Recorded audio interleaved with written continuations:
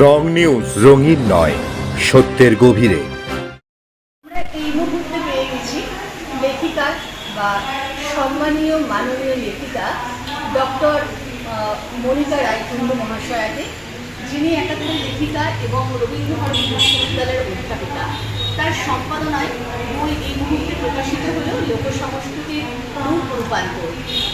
আমরা তার কাছে চলে যাব এই বইটির সম্পর্কে তার ভাবনা এবং যদি কিছু কথা খুব সংক্ষেপে বলেন। নমস্কার ম্যাডাম, আপনাদের সবাইকে। আমাদের এই লোকসংস্কৃতির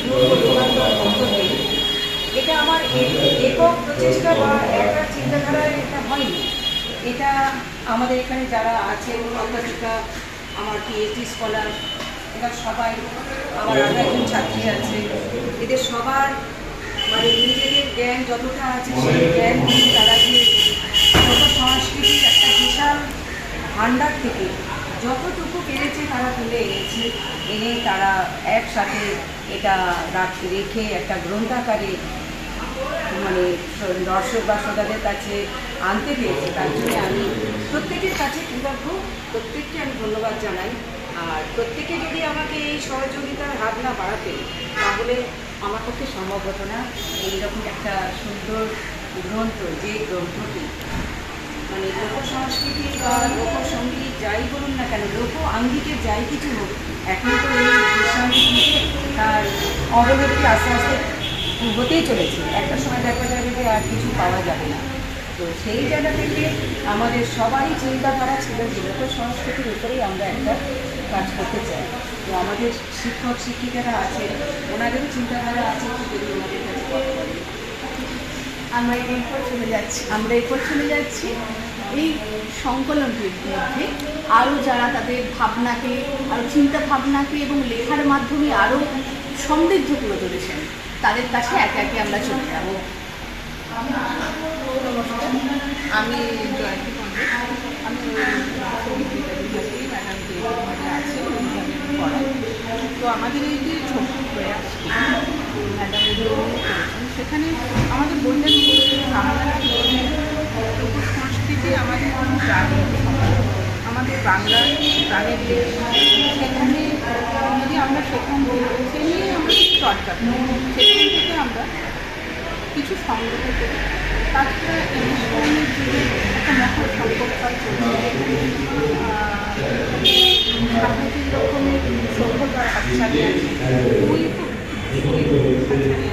সেখানে আমাদের লোকসংস্কৃতিকে রক্ষা করা যায়।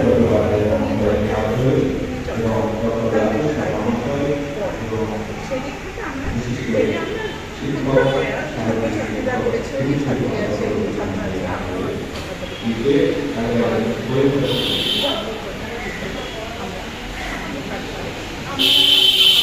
কেউ করেছি পটে লোকসংস্কৃতির দিকটা নিয়ে, কেউ করেছি সমুদ্রে, এরকম নানা কাজ নিয়ে আমরা বইটি সাজিয়েছি। কিছু ব্রত। এবার আপনার কাছে চলে যাব, এখানে আপনার কি অবদান আছে, আপনি কোন লোকসংস্কৃতির উপর কাজ করেছেন? নমস্কার, আমি ডক্টর রবীন্দ্র রায় ভট্টাচার্য, কাজ করি। আমি যেটা করেছি, আমি নিজে আসলে বীরভূমে জন্মগ্রহণ করার মেয়ে। আমি বীরভূমের রায়বেশী নৃত্যের উপরে কাজ করেছি। আর এই গোটা যে লোকসংস্কৃতির ঐতিহ্য, লোকসংস্কৃতিতে আমাদের ধারণ করে থাকে আমাদের মূল ঐতিহ্য, এটা বলতে গেলে এখন বিবর্তনের সঙ্গে সঙ্গে অনেকগুলো হারিয়ে যাচ্ছে, বিবর্তিত হয়ে যাচ্ছে। ম্যাডাম যেটা উদ্যোগ নিয়েছেন, উদাহরণ একটা উদ্যোগ, আমি নানাভাবে মানে শিক্ষক শিক্ষিকার দিক থেকে আলোকপাত এবং ছাত্রছাত্রীদের দিক থেকে ভাবনার আলোকপাত এই এবং ভবিষ্যৎ প্রজন্ম যারা লোকসংস্কৃতিতে কাজ করবে তাদের কিন্তু এই খুব দরকার। আচ্ছা, আমরা আরেকজন এই গ্রন্থগুলো সমৃদ্ধ করেছে, তার কাছে আমরা চলে যাব। তোমার অবদান সম্পর্কে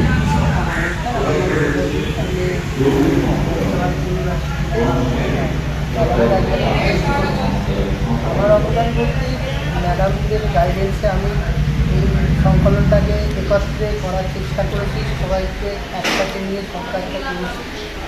ম্যাডামদের সহযোগিতা ছাড়া এই কাজটা করা আমার সম্ভব হতো না। এবারে আমি একটা লেখা দিয়েছি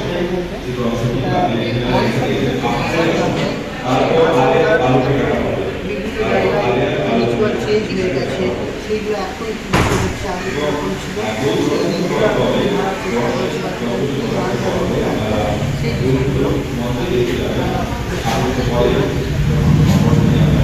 আমাদের মধ্যে আছে আরেকজন যিনি এই গ্রুপকে সমৃদ্ধ করে তুলেছেন, তার কাছ থেকেও কিছু কথা আমরা শুনব।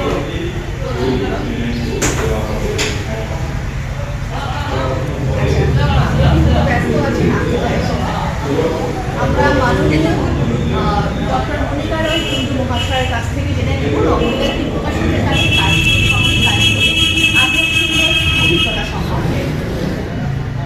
আমি ফার্স্ট টাইম সম্মেলনের সাথে কাজ করলাম, কিন্তু কাজ করে আমার খুব ভালো অভিজ্ঞতা হয়েছে যে সব সময় সহযোগিতার হাত বাড়া আমি থাকি।